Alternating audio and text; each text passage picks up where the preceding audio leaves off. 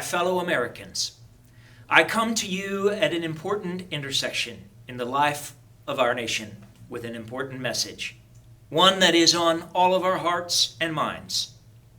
How in the world are we going to survive yet another American presidential election? Winston Churchill once said, "Democracy is the worst form of government, except for all the others."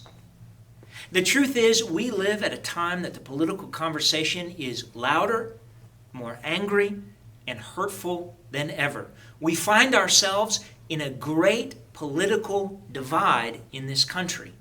But you and I have an opportunity to de-escalate the tone of the current political conversation in this nation. Would you believe that you can actually make a difference? You can make a difference in the way we all experience this upcoming election. We can actually influence the process that we will all experience together of selecting our next president. There are three things that I'm going to ask you to consider doing to help influence this process. The first is admitting that your candidate of choice is not God. To admit that your candidate is not God. Ephesians chapter 4 says, you have one master, one faith, one baptism, one God and Father of all, who rules over all, works through all, and is present in all.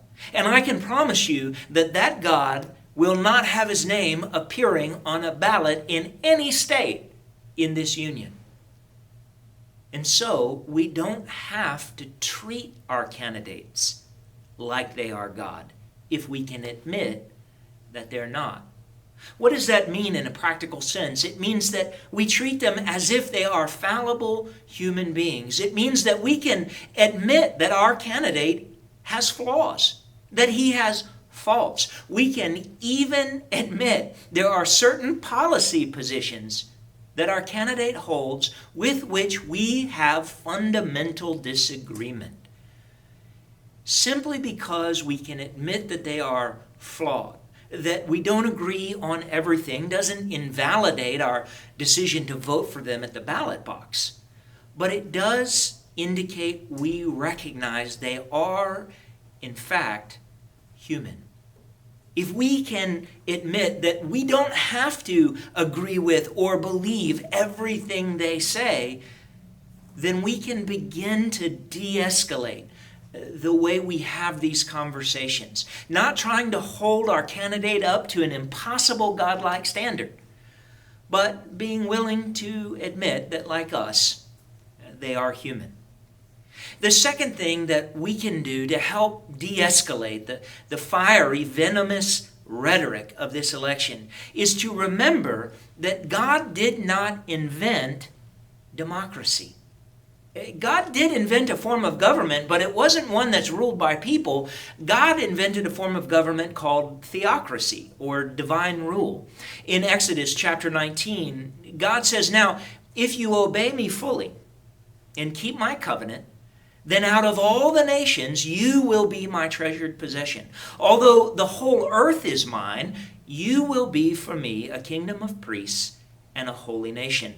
These are the words you are to speak to the Israelites. Now, if you read the book of Exodus, what you're going to discover is no one voted on the Ten Commandments. We didn't take a poll to see how many people thought it was a good idea or a bad idea. It simply was instituted by God in the theocracy that he brought forth into creation. Now, that theocracy is still in existence today. It is still possible for you to participate in that form of government where you live your life as a citizen not of the nation of this world, but a citizen of the nation of the kingdom of God.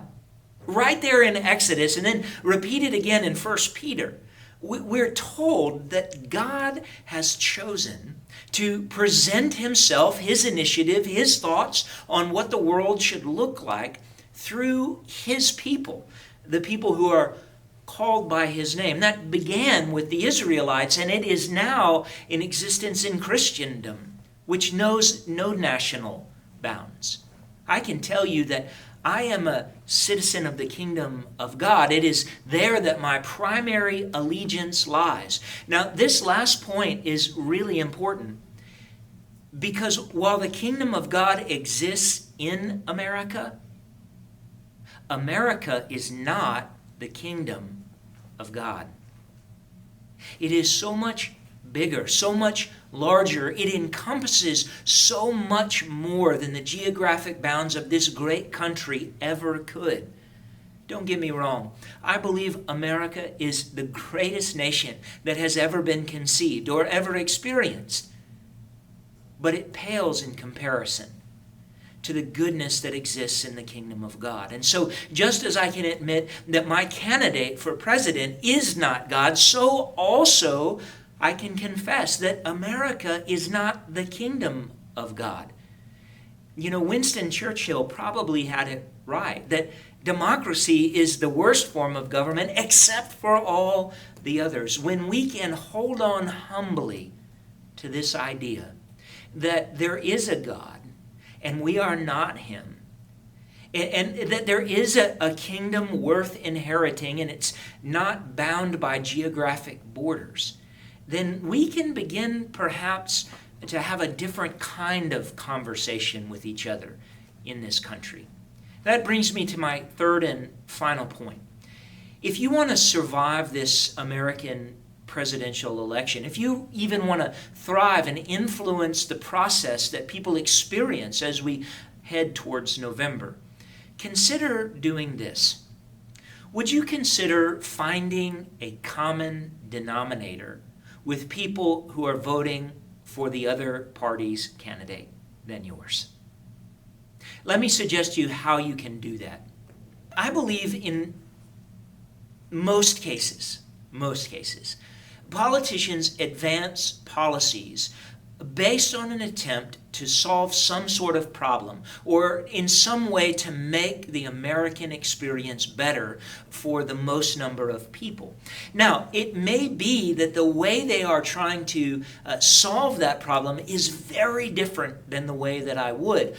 But if I can look past the policy and attempt to find out what is it that they are trying to fix, what is it they are trying to address, most likely I would be willing to equally admit it is a problem, it is a need.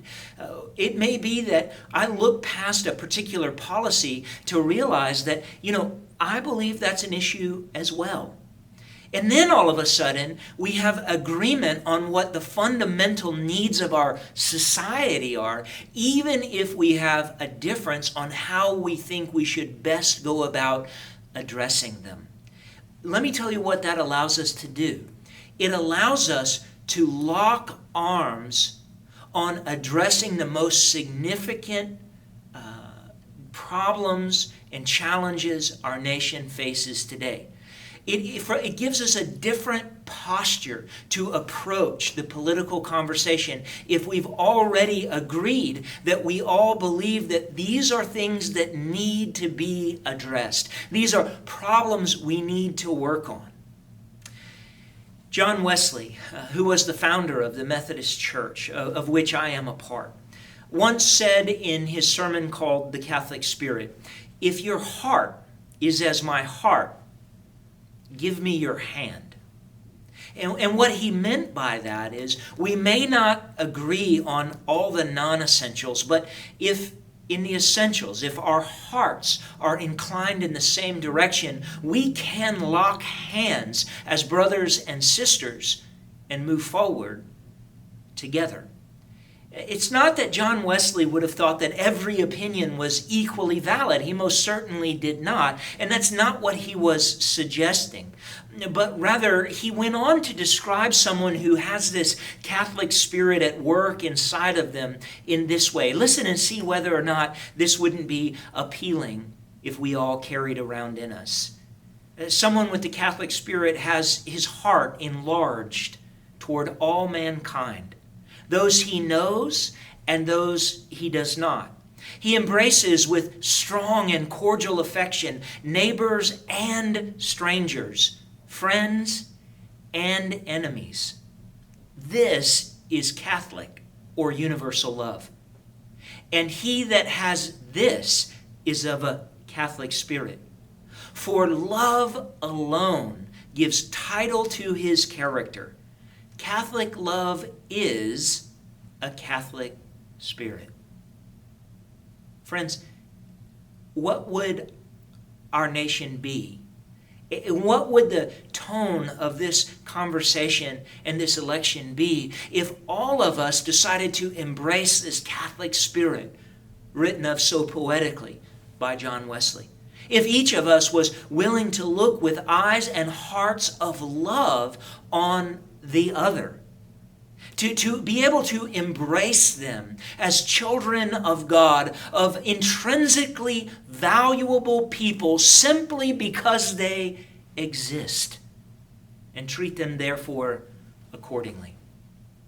I don't want to suggest in all of this that we let go of our convictions. I am a man of conviction, of principle. There are things that I believe deeply and strongly, and I certainly am going to vote and give voice to those in a way that reflects those core convictions.